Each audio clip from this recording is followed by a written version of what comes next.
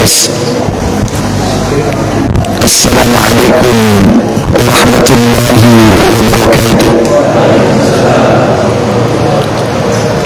Innal hamdalillah nahmaduhu wa nasta'inuhu wa nastaghfiruh wa na'udzu billahi min shururi anfusina wa min sayyiati a'malina man yahdihillahu fala mudilla lahu wa man yudlil fala hadiya lahu.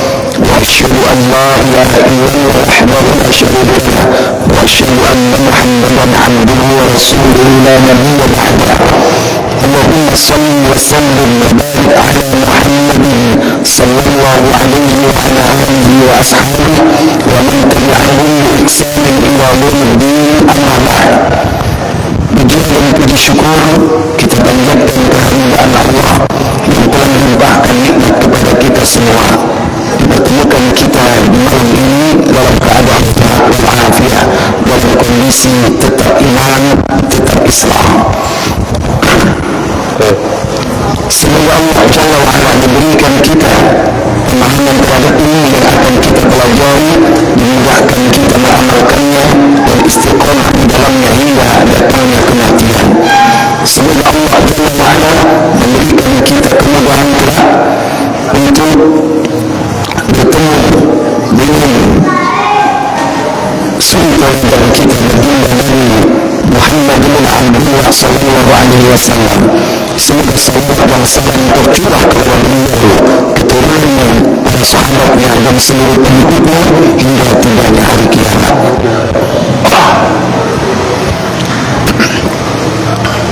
Bapak Ibu saudara sekalian, malam ini saya mendapatkan amanah untuk membahas satu tema, yaitu tatkala hidayah menyapa. Ada dua kata di sini, yang hidayah dan menyapa. Biasanya kalau menyapa ini makhluk yang hidup ya. Antum menyapa saya, nah itu wajar. Tapi inilah bahasa agar tanpa judul itu menyenangkan ya. Padahal hidayah ini merupakan salah satu di antara yang paling utama yang diharapkan oleh seluruh umat manusia agar beriman. Dan hidayah ini merupakan sarana untuk tetap istiqomah sebagai hamba Allah Taala. Hidayah ini Allah Taala akan menyelamatkan manusia, memberikan rasa aman dari rasa takut. Berasal dari kata al-huda. Huda artinya petunjuk. Dalam Al-Quran banyak disebut dengan kalimat wal-huda, hudallah, yang petunjuk Allah. Ada hudal linnas, petunjuk buat manusia. Itulah antara jenis hidayah yang Al-Quran. Al-Quran adalah petunjuk yang Allah berikan kepada umat manusia. Dan hukum-hukum yang ada di bawahnya itu merupakan petunjuk. Kalau dengan petunjuk ini manusia akan lurus hidupnya, tidak menyimpang dari tujuan diciptakan dirinya hidup di dunia, yaitu mengabdi kepada Allah Jalla wa Ala. Harus dipahami bahwa setiap manusia ini sudah dibekali oleh Allah dengan fitrahnya, yang dengan fitrah itu dia akan berusaha agar tetap pada jalur yang benar, pada jalan yang lurus, yang tidak rontok. Tetapi bagaimana kenyataannya manusia banyak yang menyimpang karena ada musuh besarnya yang syaitan, yang iblis, yang sudah sejak awal dan bersumat terhadap Adam dan berjanji untuk menyesatkan mereka. Makanya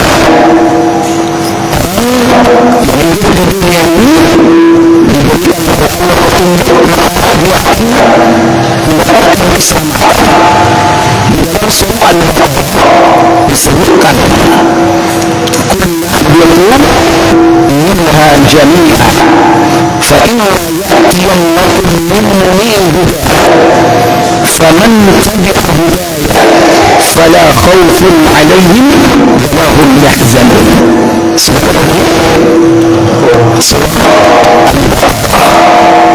lihat di ayat yang ke berapa itu? 37 atau 38? Dicek. Kunna butuhnya jami'ah. Itu berapa? Lihat. Silakan lihat. Apa kata Mu'tabar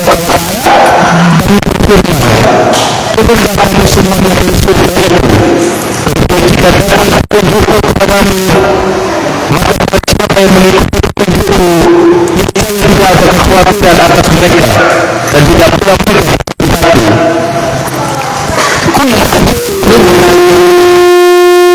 Turunlah kamu semua dari surga itu.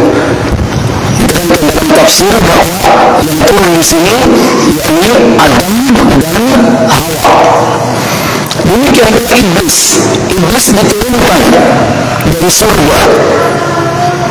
Dia bersama-sama yakni menempati bumi. Kalau Adam menempati daratan, maka iblis menempati lautan. Sehingga salah iblis dibangun di lautan berusaha melalui masukan untuk mengacaukan kehidupan umat manusia. Baca itu nomor 2409 kalau tidak salah Sahih Muslim kali C.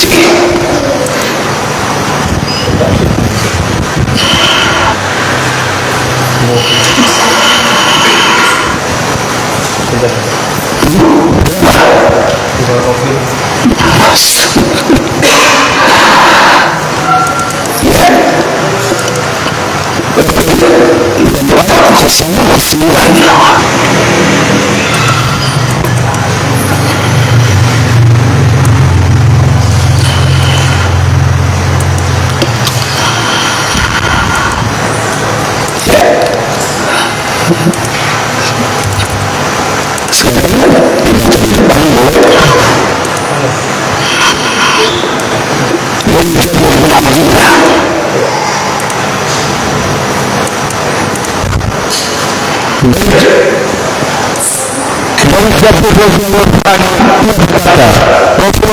SAW bersabda, ibu membuat pesawat biasanya di permukaan air atau di lautan. Dari sana dikirimnya pasukan-pasukan untuk mengacau umat manusia. Maka yang paling berjasa di antara mereka ialah yang paling besar membuat kekacauan. Itu kenapa manusia yang sudah diberikan fitrahnya yaitu tauhid dia bisa berubah. Bisa jadi itu diwakili oleh kedua orang tuanya. Kullu mauludin yuladu 'ala al-fitrah. Setiap bayi yang lahir fitrah. Fa'abawahu, maka kedua orang tuanya yu'awwidanihi aw yunassiranihi aw yumajjisani, menjadikan dia Yahudi, menjadikan dia Nasrani, menjadikan dia Majusi. Ditumbuhi oleh fitrah sehingga mereka sesat dari jalan yang lurus.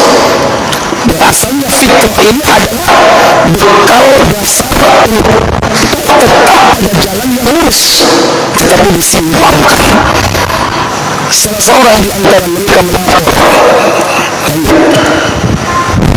Salah seorang di antara mereka datang melapor, aku telah berbuat ini dan itu. Lalu dijawab oleh pemimpinnya, engkau belum buat apa-apa. Kemudian datang pula yang lain, lalu berkata, tidak kutinggalkan dia sehingga aku berhasil memisahkannya dari istrinya. Ini yang harus disadari bahwa kenapa seorang itu sudah diberikan oleh Allah bekal tauhid, diberikan oleh Allah fitrah, kemudian dia bisa menyimpang. Karena ada musuh besarnya syaitan, tiap hari tidak pernah berhenti 24 jam menggoda manusia. Antum masih ada istirahatnya, tidurlah. Tidur itu pun antum masih digoda sama dia. Bagaimana pula sementara mereka bisa melihat kita tidak bisa melihatnya. Makanya Allah Jalla wa'ala mengatakan فَإِمَّا يَأْتِيَنَّكُمْ, kemudian jika datang petunjukku kepadamu, jika datang hidayahku kepadamu, petunjuk Al-Quran, petunjuk As-Sunnah, itu adalah petunjuk. Petunjuk apa? As-Sirat Al-Mustaqim. Apalagi petunjuk? Yakni Al-Islam. Itu adalah petunjuk. فَمَنْ يَتَّبِعَ هُدَايَ, maka barang siapa yang mengikuti petunjukku, mengikuti hidayahku, فَلَا خَوْفٌ عَلَيْهِمْ وَلَا هُمْ يَحْزَنُونَ, mereka tidak akan pernah punya ketakutan dan tidak punya rasa sedih. Ini jaminan dari Allah Jalla wa'ala. Dan mindset ini harus ditanam betul-betul kepada diri kita, bahwa kalau kita mengikuti petunjuk, hidup kita menjadi tenang, kita tidak punya rasa takut dan tidak punya rasa sedih kalau kita mengikuti petunjuk. Dan ini harganya mahal buat ibu, petunjuk itu. Oleh karena itu, petunjuk itu bukan ditunggu, tapi harus dicari. Antum nunggu petunjuk tidak akan pernah dapat kalau kita tidak berusaha mencarinya. Kenapa? Karena di sini perintah. Faman tabi'a hudaya, maka barang siapa yang mengikuti petunjuk itu. Siapa? Petunjuk itu sudah datang. Sudah datang. Terserah kita mau ikut apa enggak. Berarti di sini ada faktor apa? Aktivitas kita. Kita yang harus proaktif, bukan pasif di sini. Tidak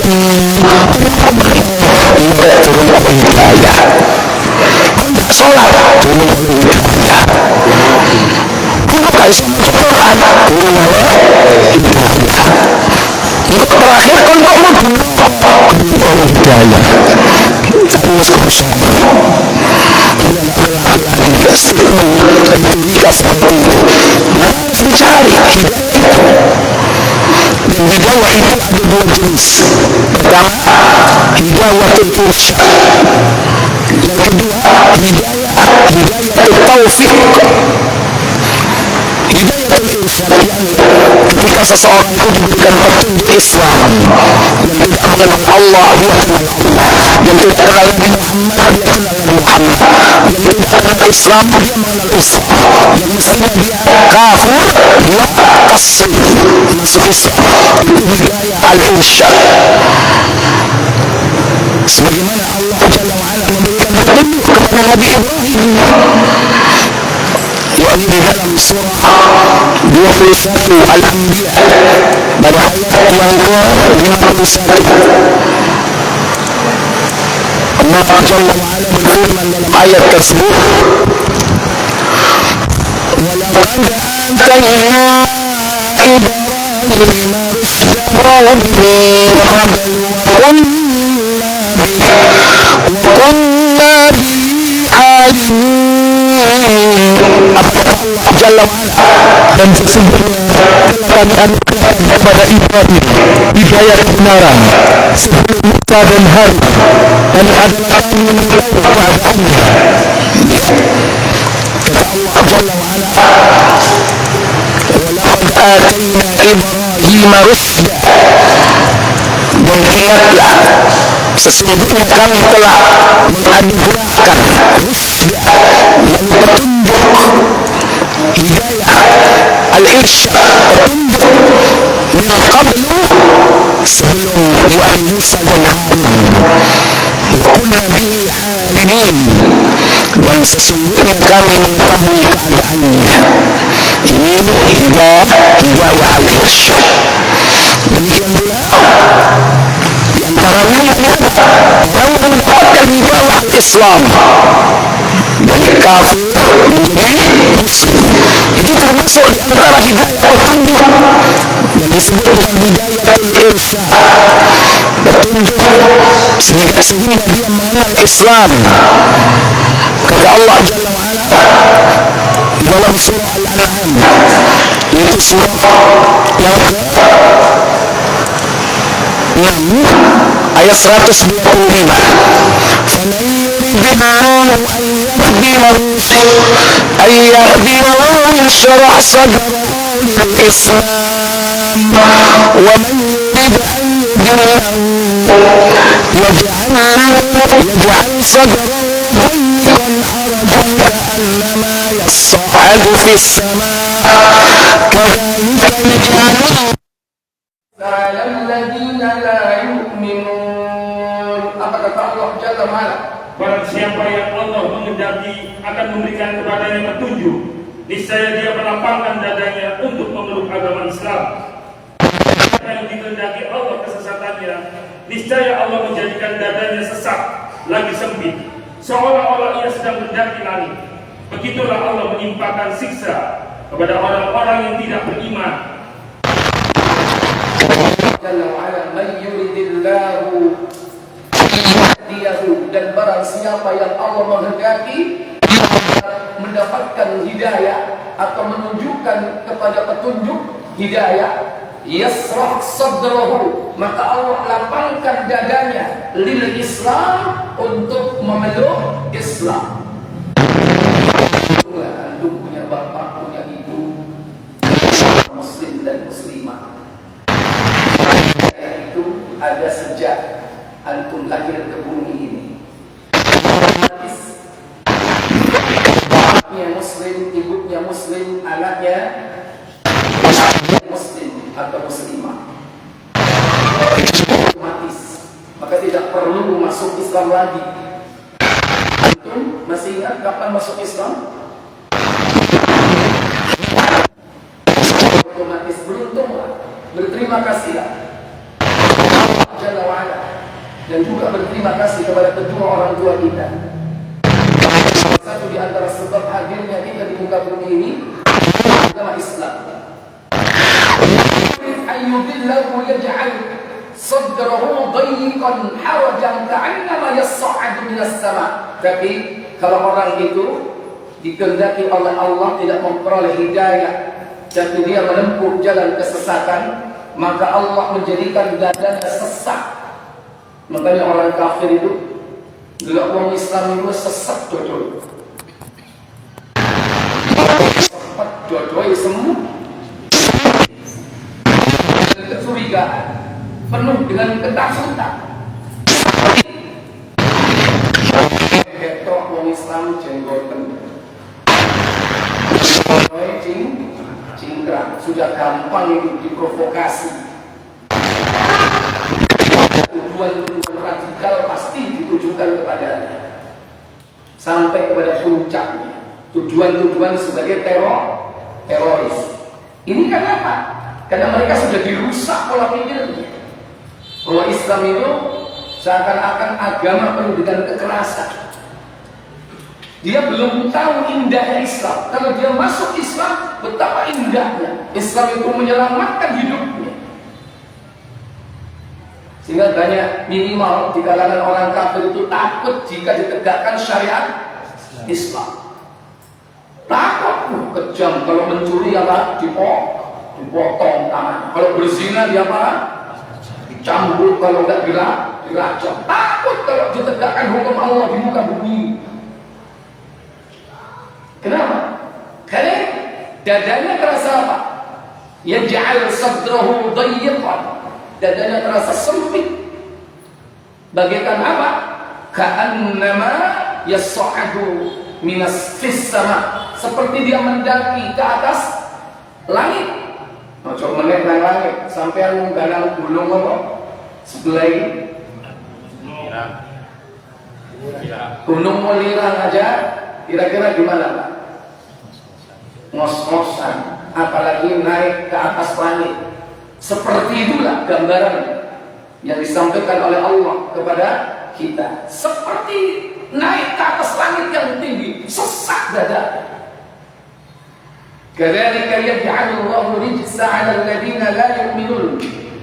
Seolah-olah ia sedang mendaki langit, dan begitulah Allah menimpakan siksa, yaitu kepada orang-orang yang tidak beriman. Kemudian hidayah taufik, hidayah pemeliharaan.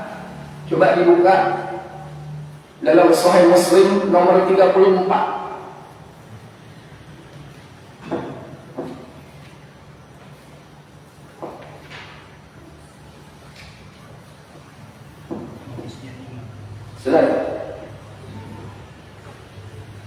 Dari Anas radhiyallahu anhu dari Nabi sallallahu alaihi wasallam beliau bersabda, Apa sabda beliau? ada 3 perkara bila terdapat dalam diri seseorang maka dia akan merasakan bagaimana manisnya iman.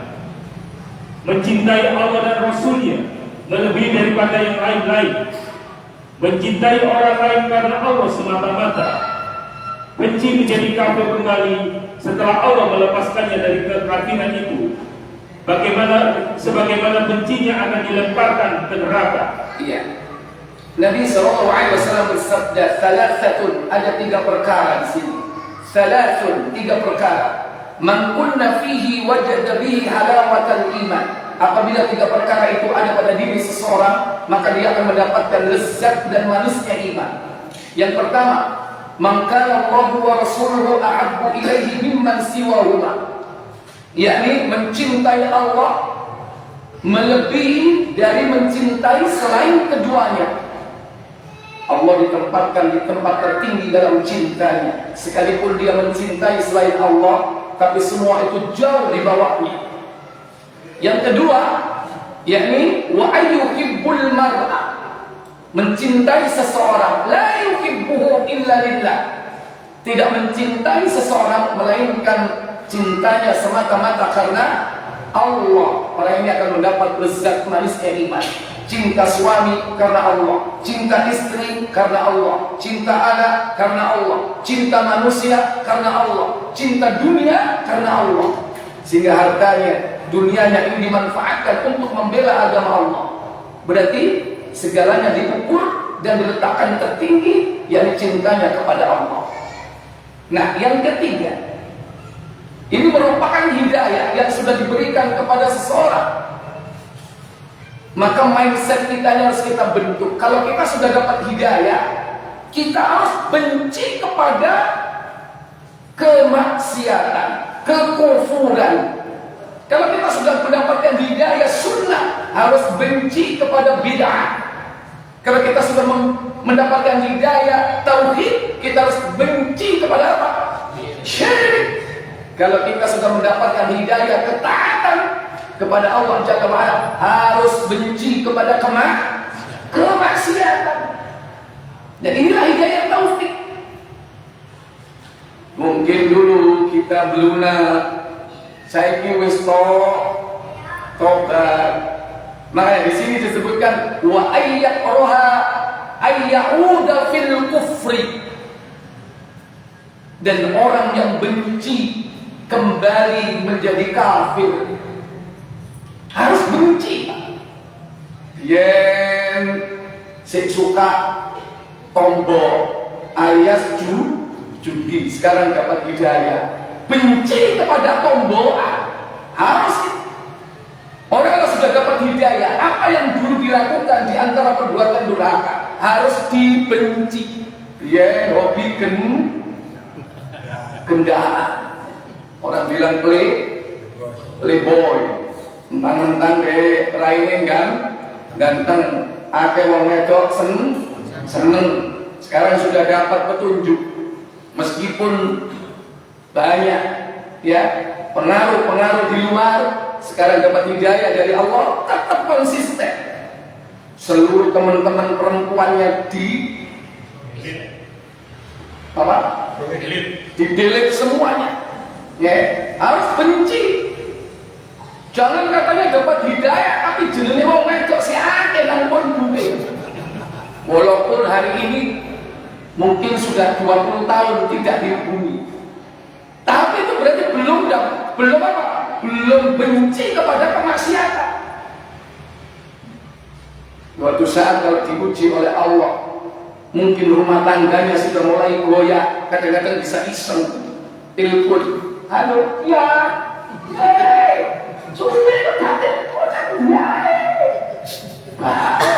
makanya harus diapakan? Dihapus. Kalau orang sudah dapat hidayah, jangan sekali-kali kita balik ke belakang.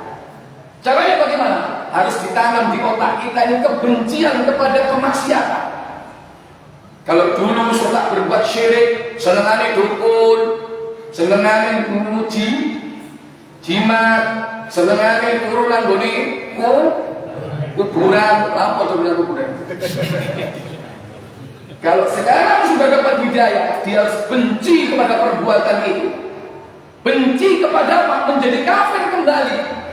Ba'da an qadallahu minhu, setelah Allah menyelamatkan dia dari kesyirikan, Allah telah menyelamatkan dia dari kebid'ahan, Allah menyelamatkan dia dari kemaksiatan, maka dia harus benci. Kama yakrahu ayyuqdafa minan finnar, sebagaimana bencinya dia dicampakkan oleh Allah ke dalam neraka. Ini cara kalau kita supaya dapat langgeng di dalam hidayah, terutama apa? Hidayah taufik, hidayah dalam pemeliharaan supaya kita tetap istiqomah di dalam ketaatan, di dalam yakni tauhid, di dalam sunnah. Maka jangan sampai hidayah itu kita sia-sia. Kemudian bahwa hidayah itu merupakan hak Allah. Kita tidak bisa memaksakan hidayah itu untuk diberikan kepada siapapun yang kita kehendaki. Tugas kita hanya apa? Hanya sekedar menyampaikan saja. Adapun yang memberikan hidayah itu adalah siapa? Allah Tabaraka wa Ta'ala. Allah katakan dalam surah Al-An'am ayat 88, "Dzalika hudallahi yahdi bihi man yasha'u min ibadi walau asyraku lahabita anhum ma kanu ya'malun." Apa kata Allah? Itulah petunjuk Allah yang dengannya dia memberi petunjuk kepada siapa yang dikehendakinya di antara hamba-hambanya. Seandainya mereka mempersekutukan Allah, niscaya lenyaplah dari mereka amalan yang telah mereka kerjakan. Iya. Dzalika hudallah, itulah petunjuk Allah. Di mana Allah Jalla wa Ala yahdi bihi man yasha. Allah memberikan petunjuk kepada orang-orang yang dikehendaki oleh Allah. Maka kalau antum mendapatkan petunjuk hari ini, hijrah kepada jalan yang benar, hijrah kepada jalan yang lurus, itu merupakan kehendak Allah Tabaraka wa Ta'ala. Tidak ada sangkut pautnya dengan orang lain, tidak ada sangkutnya dengan Pak Ustaz, tidak ada sangkutnya dengan teman-teman Anda, sehingga antum tidak perlu merasa berhutang budi. Tapi kita tetap membangun persaudaraan. Sekalipun di dalam urusan kemanusiaan kita berterima kasih, tapi jangan sampai kita anggap bahwa itu adalah semata-mata karena orang tersebut. Ingat, Allah sajalah yang memberikan hidayah itu kepada siapapun yang dikehendaki. Kurang apa Nabi kita Muhammad SAW? Beliau mendakwai pamannya, siapa? Abu Thalib. Tapi hidayah tidak datang. Kalau bahasa di sini, hidayah belum menyapa. Bagaimana belum menyapa? Wes disopok bolak-balik. Nabi Muhammad SAW sudah mengajak pamannya sejak dari awal. Iku wes gak disopok balik, dibengoki. Ya kan? Kamu nyapa kan? Cuma sekedar, ini sudah kencang suaranya. Tapi tetap saja, jangankan kita orang biasa, manusia mulia sekalipun sekelas para nabi, mereka tidak bisa memberikan hidayah kepada anggota keluarga yang dicintainya. Bagaimana Nabi Lut tidak kurang mendakwai istrinya? Bagaimana Nabi Ibrahim tidak kurang-kurang mendakwai siapa? Bapaknya Azar. Bagaimana Nabi kita Muhammad SAW tidak kurang-kurang siang dan malam mendakwai pamannya sendiri. Tapi itu karena hak Allah. Kita tidak bisa merubah seseorang sesuai dengan keinginan kita tanpa kehendak dari Allah Jalla wa'ala. Maka tugas kita adalah menyampaikan. Setelah itu, adapun orang mau menerima atau tidak menerima bukan urusan kita, tapi kita harus tetap secara optimal mengajak dia, yakni kepada petunjuk. Kenapa demikian? Karena kita diperintah untuk mengajak orang ini kepada petunjuk. Dan ketika petunjuk itu datang kepadanya, itu akan bermanfaat, yakni kepada orang yang mendapatkan petunjuk tersebut. Man ihtada fa innama yahtadi li nafsi. Barang siapa yang mendapatkan petunjuk, maka itu adalah untuk kebaikan dirinya sendiri. Yang mendapatkan petunjuk itu, maka Allah Tabaraka wa Ta'ala akan memberikan keselamatan baginya, terutama apabila dia diberikan oleh Allah petunjuk yang paling pokok dalam hidup ini, yaitu petunjuk Al-Islam. Dikenalkan kepada Al-Islam, mengenal Allah, mengenal Rasul, mengenal agama ini, sehingga dia merupakan hidayah terbesar yang diberikan oleh Allah kepada seseorang. Dalam sebuah hadis riwayat Tirmidzi 2349,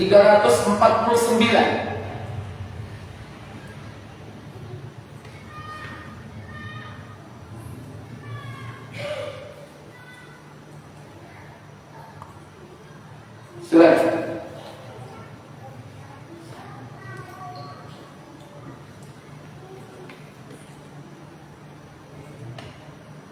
Al-Abbas Ad-Duri menceritakan kepada kami, Abdullah bin Yasin Al-Mukri menceritakan kepada kami, Haywa bin Surai mengabarkan kepada kami, Abu Hani Al-Qawlani mengabarkan kepadaku bahwasanya Abu Ali Amr bin Malik Al-Jadbi mengabarkan kepadanya dari Fadawah bin Al-Bait, dia mendengar Rasulullah SAW bersabda. Apa sabda beliau sallallahu alaihi wasallam?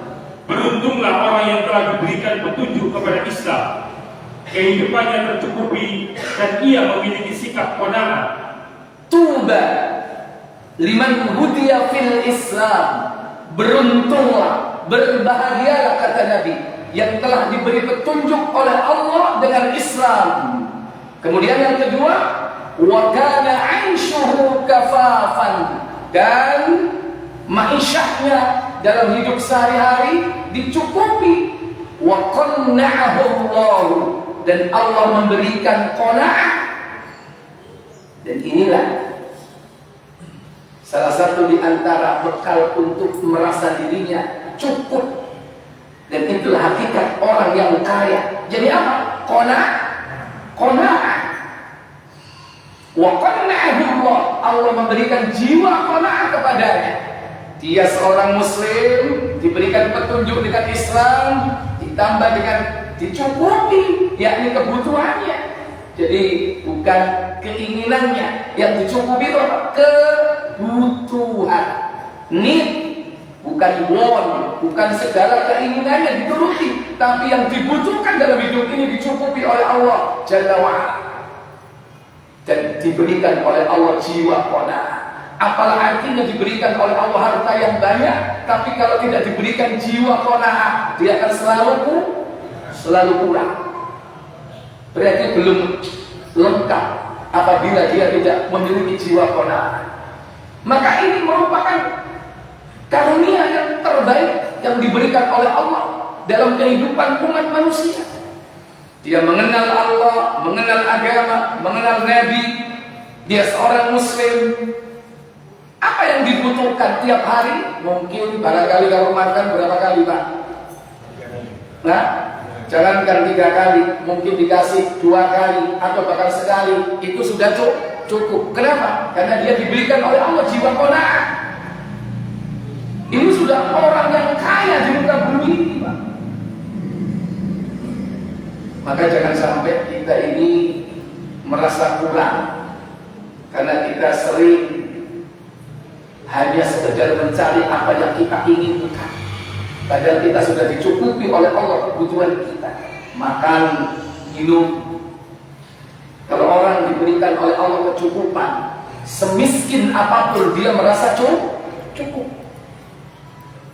Orang bisa heran, oh itu tak dulu awakmu itu ketok ale uripmu itu gak duwe apa-apa, tapi awakmu kok aneh. Aku duwe tangga sembarang kali duwe. Bendino ngelu wae ngasih. Kenapa? Karena ini kuncinya. Tidak diberikan oleh Allah jiwa kona. Maka beruntunglah yang kebutuhan hari-harinya dicukupi oleh Allah dan dia qanaah dengan semua itu. Tapi semua itu dilandasi dengan apa? Islam. Ikhwatal iman, a'azzani Allah wa iyyakum. Lebih-lebih kita ini diperintah oleh Allah Jalla wa'ala terus agar kita ini berada pada taufik hidayah dari Allah Jalla wa'ala, sehingga kita tiap hari diperintah oleh Allah Jalla wa'ala untuk minta kepada jalan yang lurus. Tiap hari tidak kurang dari berapa kali? 17 kali minimal kita minta kepada Allah supaya diberikan jalan yang lurus. Kalau hidayah al-irsad sudah, hidayah jalan yang lurus ini adalah pemeliharaan agar tetap istiqomah di dalam yakni tauhid, di dalam keislaman kita. Maka Allah Jalla wa Ala berfirman di dalam surah Al-An'am ayat 161, di mana Allah Tabaraka wa Ta'ala berfirman, "Qul innani hadani rabbi ila siratin mustaqim dinan qiyaman millata Ibrahim hanifa wa ma kana minal musyrikin." Afwan, 161 bukan 116. Silakan. Katakanlah Muhammad, sesungguhnya aku telah ditunjuki oleh Rabbku kepada jalan yang lurus, yaitu agama yang benar, agama Ibrahim yang lurus. Dan Ibrahim itu bukanlah termasuk orang-orang musyrik. Kul, katakan Muhammad, apa yang harus dikatakan? Innani hadani Rabbi, sesungguhnya aku telah diberikan petunjuk oleh Rabbku. Diberikan petunjuk kepada apa? Ila siratin mustaqim, kepada jalan yang lurus. Dan itu tiap hari kita masih minta kan? Itulah hidayah taufik, pemeliharaan. Kalau hidayah al-irsyad kita sudah memasukinya, dari kafir menjadi muslim. Dan kita sejak awal menjadi seorang muslim. Mungkin bagi mereka yang berada di luar Islam, ketika dia mengenal Islam menjadi mu'allaf, itulah hidayah al-irsyad yang dia dapatkan. Setelah itu kita harus tetap minta selama hidup kita, minimal 17 kali kita ucapkan ihdina, tunjuki kami as-sirat, jalan al-mustaqim, yang lurus. Apakah jalan yang lurus itu? Kata Allah dalam ayat ini, dinan qiyaman, agama yang hak, agama yang benar, millata Ibrahim hanifa, millahnya Nabi Ibrahim yang lurus, hanif, wa ma kana minal musyrikin, dan beliau bukan termasuk orang-orang musyrik. Maka siapa yang mendapatkan hidayah hari ini, atau dikatakan bahwa hidayah telah menyapa, dari dulu tidak mengenal din, dari dulu ketika dia masih tenggelam dalam kesyirikan, sekarang sudah mengenal tauhid dan semakin diperkokoh tauhidnya. Kalau dulu dia belum mengenal sunnah, dulu ahlul bid'ah atau hanya sekedar ikut-ikutan, sekarang dia sudah mengenal, maka hendaklah hidayah itu dipertahankan, jangan sampai lepas. Jangan sampai lepas. Bagaimana caranya?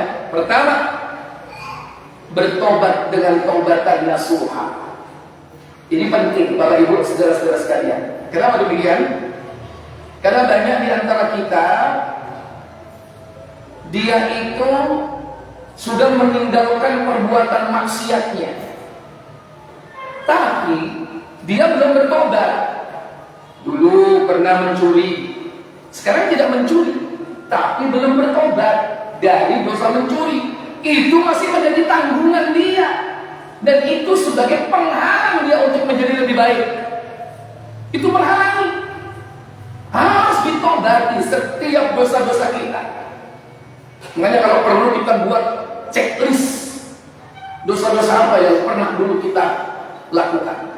Ngentit tulis, loro kendaraan, 3 riba, 4 ngaplok wong. Dosa nggak itu? Tulis supaya kita nggak lupa, supaya ingat, ya Allah ini durung tak obati.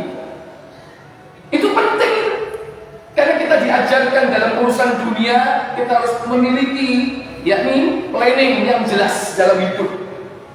Kenapa dalam urusan agama kita tidak punya planning yang jelas? Kadang-kadang planning itu hanya di otak kita, yang itu bisa lalai dan lupa. Antum kalau kerja, bagaimana bekerja yang baik? Itu rencana planning program kita itu ditulis, sehingga mana yang sudah dicapai, mana yang belum dicapai, jelas. Sama dengan tobat. Dan kalau kita tidak mengingat-ingat dosa kita, itu akan tetap jadi tanggungan hidup kita. Maka harus ditobati dosa-dosa itu dengan tobat yang sebenar-benarnya tobat. Maka Allah akan menghapus dosa-dosa kita itu. Yang pertama, Allah Jalla wa'ala berfirman, yaitu di dalam surah At-Tahrim, surah 66, pada ayat yang ke-6, pada ayat yang ke-8, kata Allah Jalla wa'ala, ya ayyuhalladzina amanu tubu ilallahi taubatan nasuha asa rabbukum an yukaffira ankum sayyi'atikum wa yudkhilakum jannatin tajri min tahtiha al-anhar. Apa kata Allah Jalla wa'ala? Hai orang-orang yang beriman, bertobatlah kepada Allah dengan taubatan nasuha, yaitu taubat yang semurni-murninya. Mudah-mudahan Rabbmu akan menutupi kesalahan-kesalahanmu dan memasukkanmu ke dalam jannah yang mengalir di bawahnya sungai-sungai. Iya, Allah perintahkan agar kita bertobat dengan taubatan nasuha, dimulai dari penyesalan, an-nadam. Kata Nabi, an-nadamu taubah. Dalam Sahih Ibnu Majah, an-nadamu taubah. Yang kedua, maka lakukan sholat taubat. Dalam hadis Tirmidzi disebutkan, yakni tentang sholat sunnah ketika bertobat. Dia mengambil air wudhu, bersuci, kemudian dia sholat dalam rangka untuk bertobat dari dosa-dosanya. Itu ada di dalam hadis Tirmidzi. Ya, nanti dicek tentang sholat ketika bertobat judulnya. Baru kemudian setelah itu dia mohon ampun kepada Allah Jalla wa'ala. Nabi kemudian berdalil dengan surah Al-Imran, surat ketiga, pada ayat 135. Walladzina idza fa'alu fahishatan aw dhalamu anfusahum dzakarullah. Dan apabila orang telah melakukan perbuatan keji atau mendolimi diri sendiri, maka dia ingat Allah, dzakarullah. Diterangkan makna dzakarullah, yakni bersuci. Bersuci, kemudian dia berdiri melaksanakan sholat. Setelah itu fastaghfaru li dzunubihim, kemudian dia beristighfar, mohon ampun kepada Allah. Kemudian dia berjanji untuk tidak mengulanginya lagi. Kata Allah Jalla wa'ala, walam yusirru ala ma fa'al. Dia tidak merajalela dengan perbuatan dosanya itu. Setelah itu baru kemudian diikuti dengan perbuatan-perbuatan yang baik. Kata Allah, kata Nabi SAW dalam hadis Tirmidzi, coba dibuka 1987.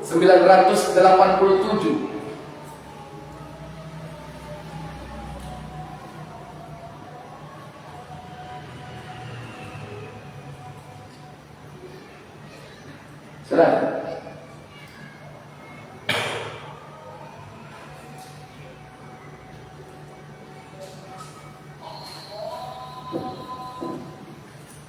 Silakan. Dari Abu Dzar radhiyallahu anhu ia berkata, Apa katanya? Rasulullah SAW bersabda, Apa sabda beliau? bertakwalah engkau kepada Allah dimanapun engkau berada. Ittaqillah, bertakwalah kalian kepada Allah haitsuma kunta. Kemudian, Ikutilah perbuatan yang buruk dengan perbuatan yang baik. Niscaya perbuatan yang baik itu akan menghapus perbuatan yang buruk. wa'adbihis sayyi'atal hasanata tamhuha. Ikutilah perbuatan yang buruk dengan perbuatan yang baik, niscaya yang baik akan menghapus yang buruk itu. Dan gaulilah manusia dengan budi pekerti yang baik. wa khaliqin nas bi khuluqin hasan, dan pergaulilah manusia dengan budi pekerti yang baik. Maka pertahankan hidayah itu dengan bertobat dari dosa-dosa yang dulu pernah kita lakukan. Sekarang sudah tidak riba lagi, tapi dulu pernah. Pertanyaannya, sudah tobat atau belum? Tobati, mohon ampun kepada Allah Jalla wa'ala. Sekalipun itu karena kejahilan kita. Kalau tidak kita tobati, belum dihapus oleh Allah Jalla wa'ala. Harus ditobati. Karena Allah Jalla wa'ala mengatakan dalam surah At-Tahrim tadi itu, kalau orang tobat dengan sebenar-benarnya tobat, maka akan dihapus dosa-dosanya. Yang kedua, pertahankan tobat itu dengan selalu menuntut ilmu. Menuntut ilmu syar'i. Harus ditambah terus ilmunya. Dinaikkan kapasitas ilmunya. Jangan sampai stuck, berhenti. Sudah cukup saya tidak bermaksiat. Sudah cukup saya tidak melakukan kesyirikan. Sudah cukup saya tidak melakukan perbuatan maksiat. Belum. Karena masih banyak ilmu yang tidak kita ketahui. Makanya jangan sampai berhenti menuntut ilmu. Terus menuntut ilmu. Karena Allah akan menaikkan derajat kita dengan ilmu itu. Kata Allah Jalla wa'ala dalam surah Al-Mujadilah, yang surah yang ke-58, ada ayat yang ke-11 insyaallah.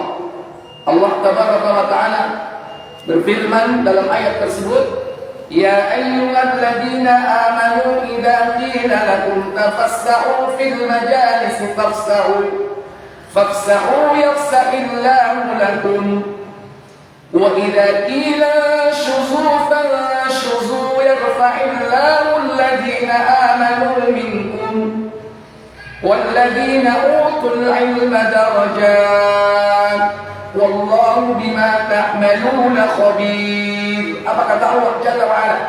Hai orang-orang beriman, apabila dikatakan kepadamu berlapang-lapanglah dalam majelis, maka lapangkanlah, niscaya Allah akan memberi kelapangan untukmu. Dan apabila dikatakan berdirilah kamu, maka berdirilah, niscaya Allah akan meninggikan orang-orang yang beriman di antaramu dan orang-orang yang diberi ilmu pengetahuan beberapa derajat. Iya, yarfa'illahu alladhina amanu minkum. Allah akan mengangkat derajat orang-orang beriman di antara kalian. Walladzina amanu walladzina utul ilma, dan orang-orang yang diberi ilmu. Darajat, beberapa derajat. Maka orang yang tidak terlaknat di muka bumi ini, salah satunya adalah orang yang selalu menuntut ilmu. Seluruh terlaknat di muka bumi ini. Kata Nabi, ad-dunya mal'unah. Dunia ini terlaknat. Wa mal'unun ma fiha, dan terlaknat apa saja yang ada di dalamnya. Illa, kecuali siapa? Yang pertama, zikrullah, orang yang senantiasa mengingat Allah Jalla wa'ala. Yang kedua, wa ma walahu, dan orang yang mengerjakan apa saja perbuatan yang diridhoi oleh Allah Jalla wa'ala. Yang ketiga, al-alimu, yaitu orang yang berilmu, orang alim, yaitu para ulama. Kalau kita belum sampai derajat itu, minimal yang keempat apa? Wal muta'allim, dan orang yang belajar ilmu.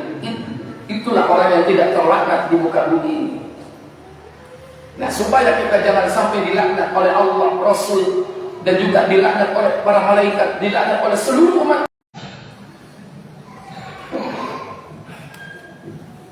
Allahu Akbar, Allahu Akbar, Allahu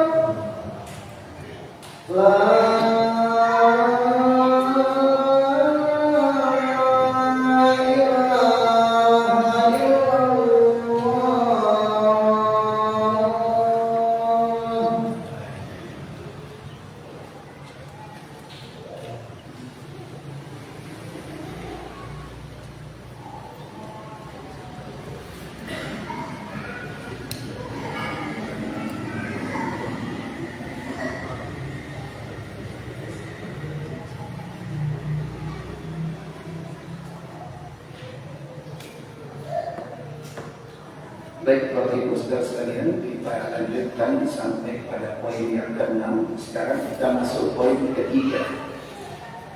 Setelah bertobat dari dosa-dosa yang dulu pernah kita lakukan, maka pertahankan hidayah yang telah kita dapatkan dari Allah itu dengan selalu menuntut ilmu. Dan kalau kita sudah menuntut ilmu, jangan dibiarkan ilmu itu tidak diamalkan. Kita diperintah untuk mengamalkan ilmu. Dengan cara inilah kita akan bisa teguh pendirian. Sebagaimana dalam Sahih Tirmidzi Nabi mengingatkan kita. Buka Tirmidzi 2197 atau 2196.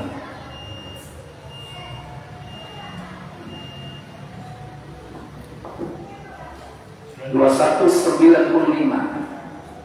Ada 3 nomor di situ. Kita ambil yang 2195. Silakan. Dari Abu Hurairah radhiyallahu anhu, Rasulullah SAW bersabda, Apa sabda beliau? bersegeralah melakukan amal salih sebelum terjadi fitnah, seperti sebagian yang gelap gulita. Badiru bil amal. Bersegeralah kalian beramal soleh. Fitanan sebelum terjadi fitnah. Kakito illailil mudlim, di mana fitnah itu digambarkan oleh Nabi bagaikan potongan-potongan malam yang gelap gulita. Ini fitnah yang akan dihadapi apalagi di akhir zaman ini.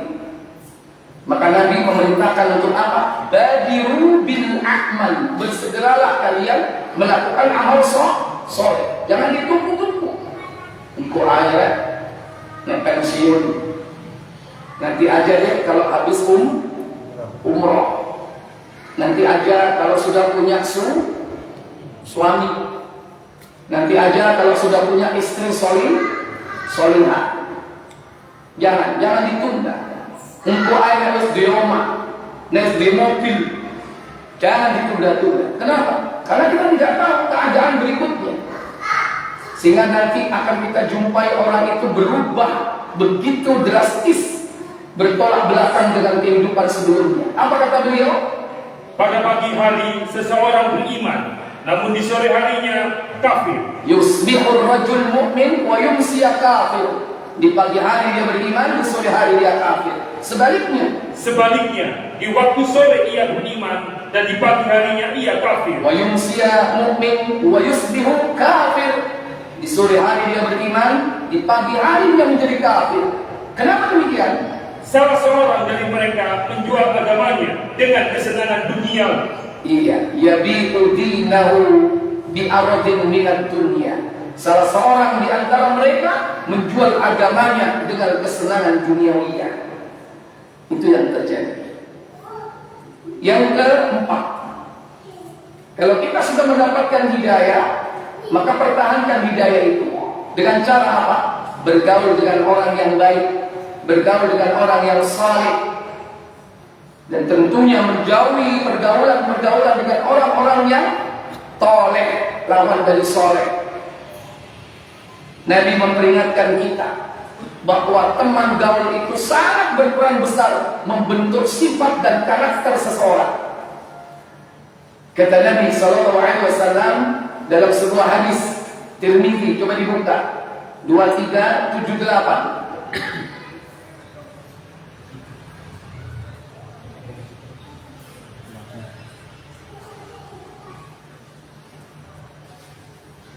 Silakan.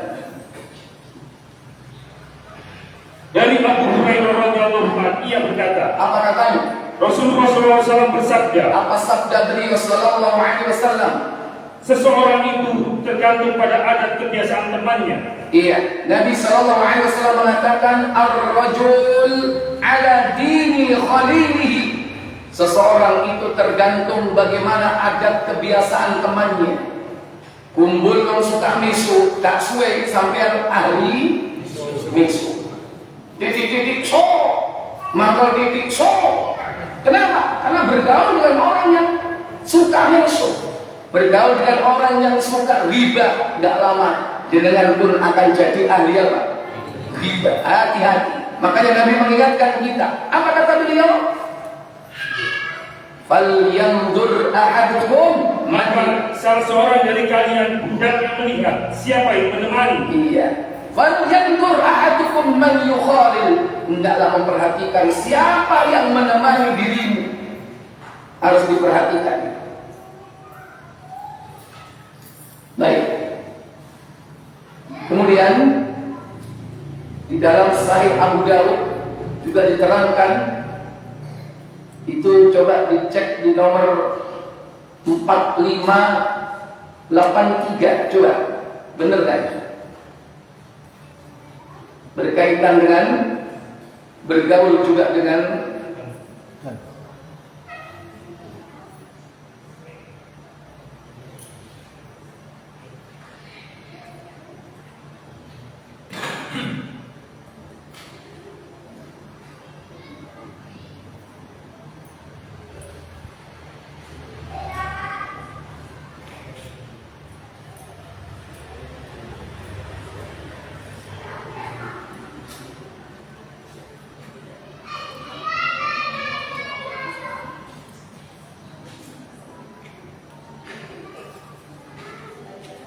empat 4832.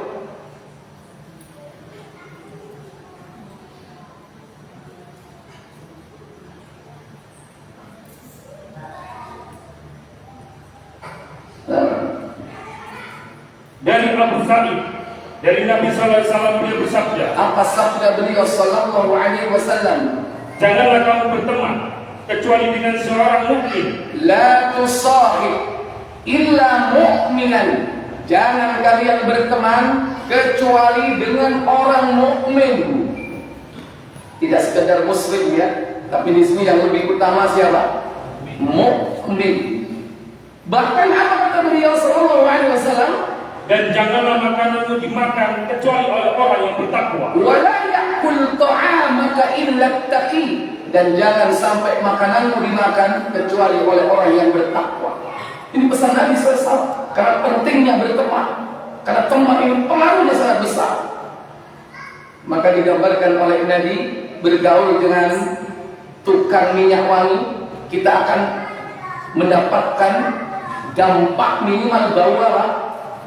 Tapi berteman dengan pandai besi, minimal kita mendapatkan bau apa? Bau gosong. Bisa jadi bukan hanya gosong tapi apa? Terbakar. Itu yang banyak terjadi. Dan banyak yang sudah terbakar gara-gara salah gaul. Kemudian jangan berlebih-lebihan di dalam segala urusan. Coba dicek di Tirmidzi 2141 kalau tidak salah, bahwa Allah sudah menetapkan ahli surga dan ahli neraka. Maka setiap di antara kita diperintah untuk beramal dan tetap teguh dalam amal tersebut, dan jangan berlebih-lebihan. Ini kata Nabi Sallallahu Alaihi Wasallam.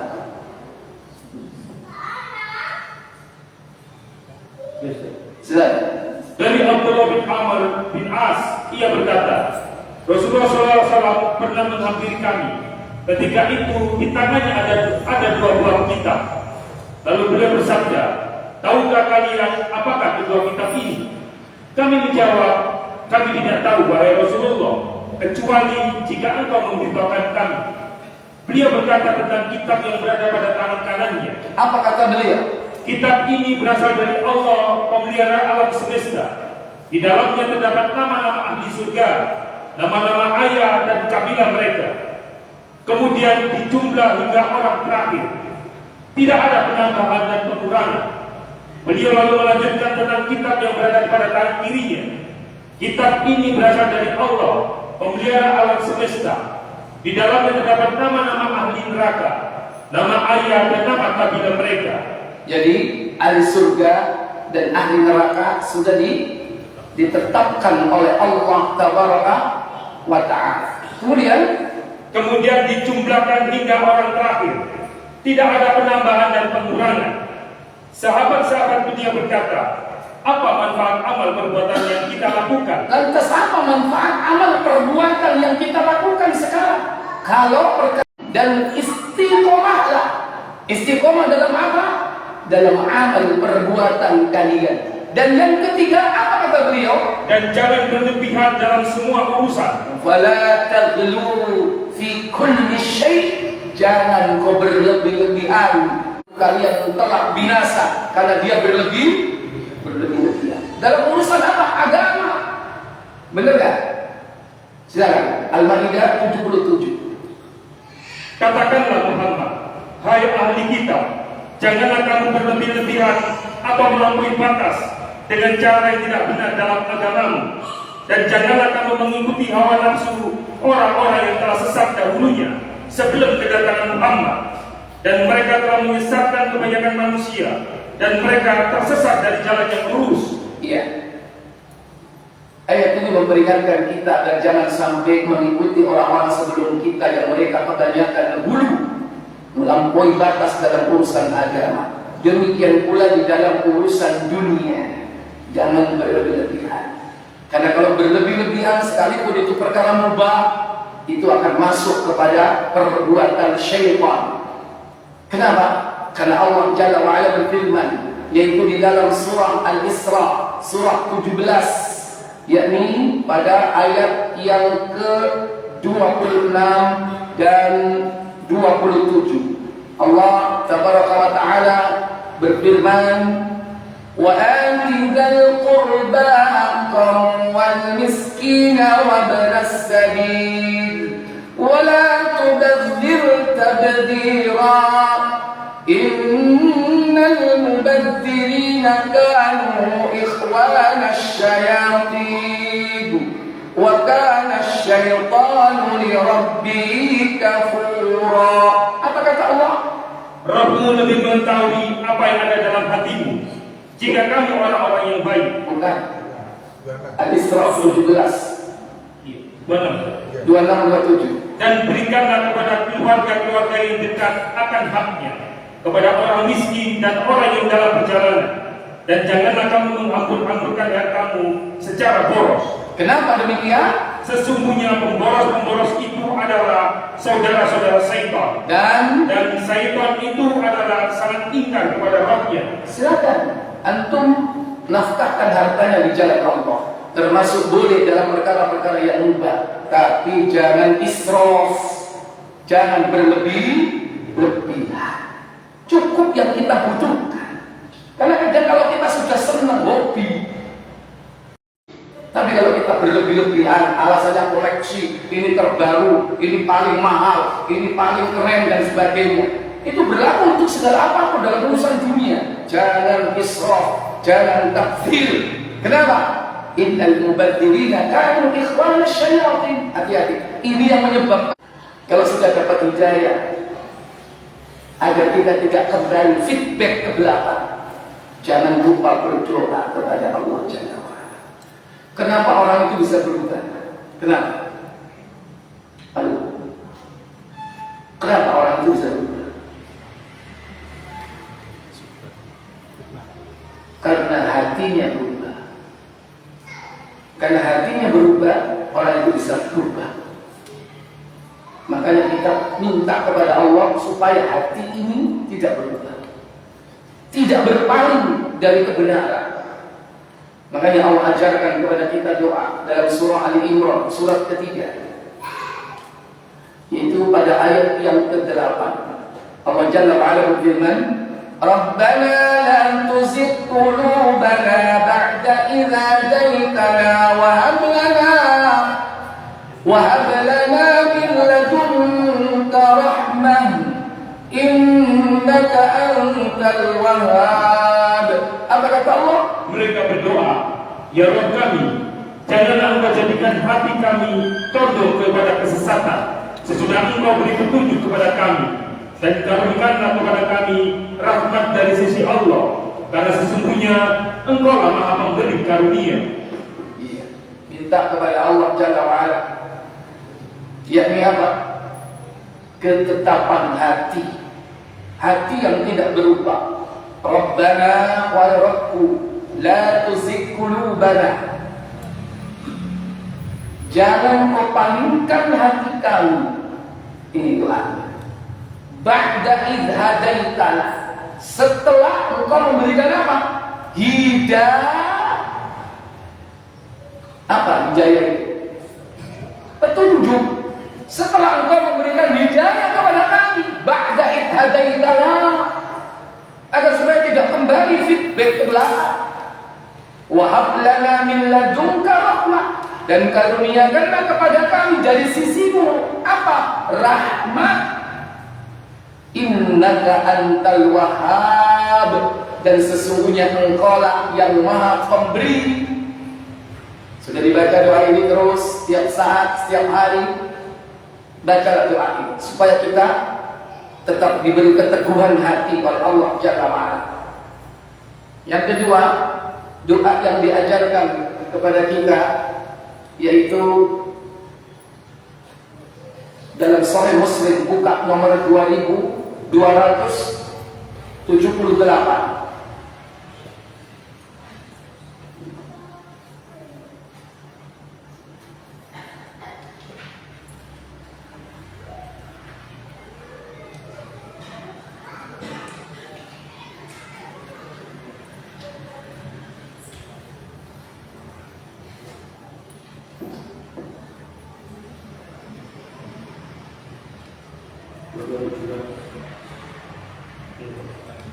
Ya.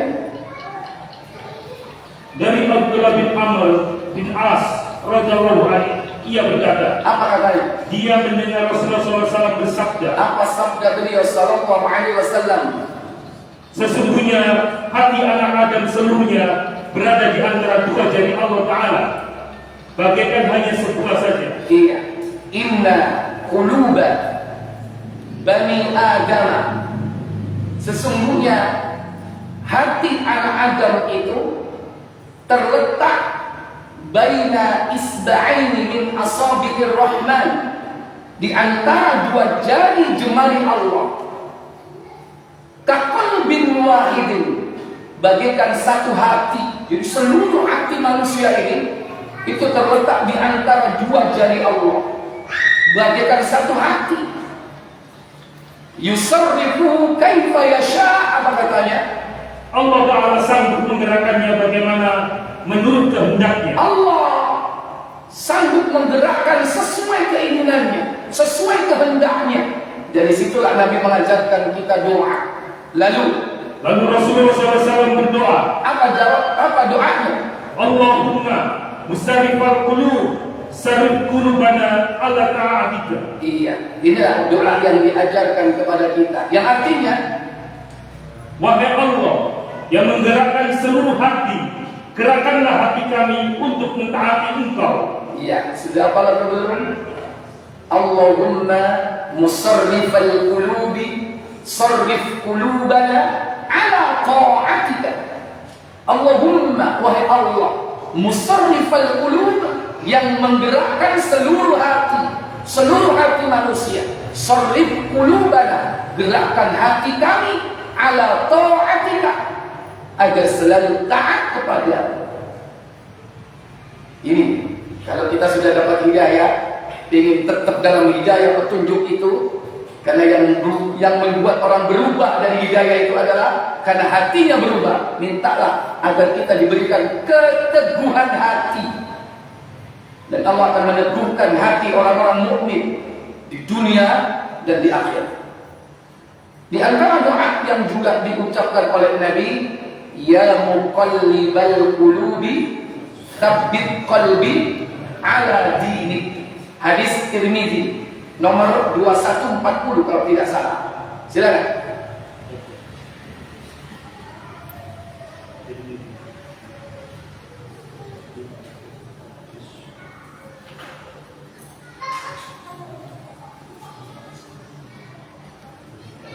Dan itulah doa yang sering dibaca oleh Nabi SAW. Dari Anas, ia berkata, Rasulullah memperbanyak bacaan. Apa itu? Wahai zat yang membolak-balikkan hati, Ya muqallibal qulubi, tetapkanlah hati kami dalam agamamu. tsabbit qalbi ala dini, tetapkanlah hatiku atas agamamu. Ini yang dibaca oleh Nabi kita sesering mungkin, ya. Maka kita pun juga ikut membaca, mengamalkannya, supaya kita tidak berubah lagi. Yang berikutnya, doa yang diajarkan oleh Nabi kepada sahabat Mu'adz bin Jabal. Buka Abu Dawud 1522 1522. Abu Dawud, insyaallah.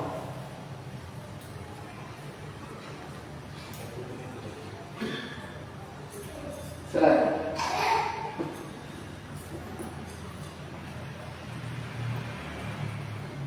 Mu'adz bin Jabal. Iya.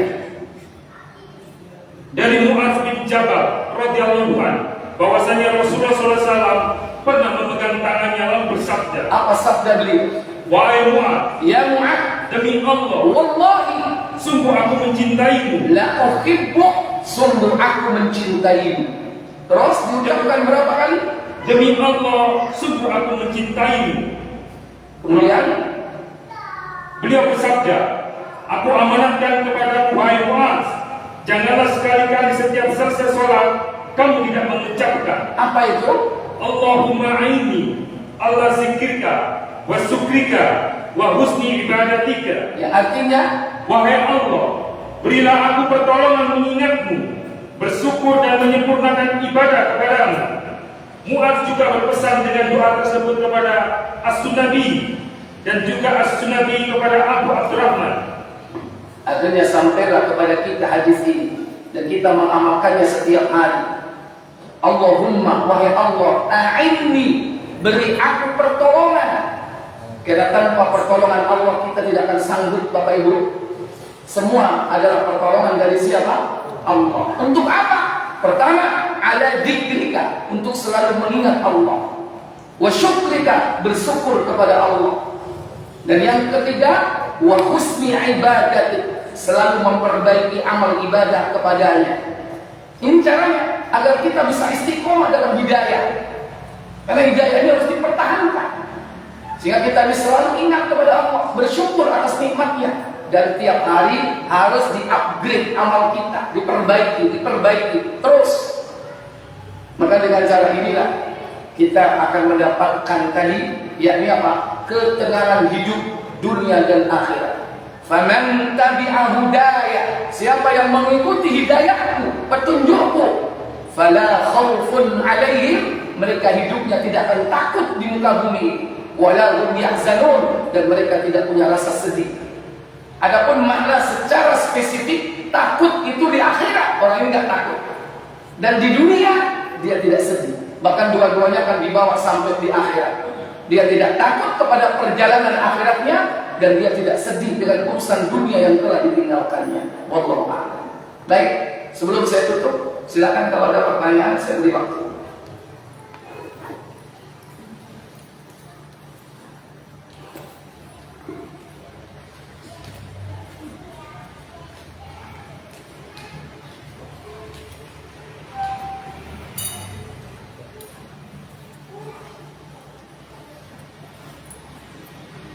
Ya, silakan. Berarti ditutup ngomong mati. Baik, karena tidak ada pertanyaan, saya cukupkan sampai di sini. Wa akhiru da'wana walhamdulillahirabbil alamin. Subhanallahumma wa bihamdika asyhadu an la ilaha illa anta astaghfiruka wa atubu ilaik. Wassalamu alaikum warahmatullahi wabarakatuh.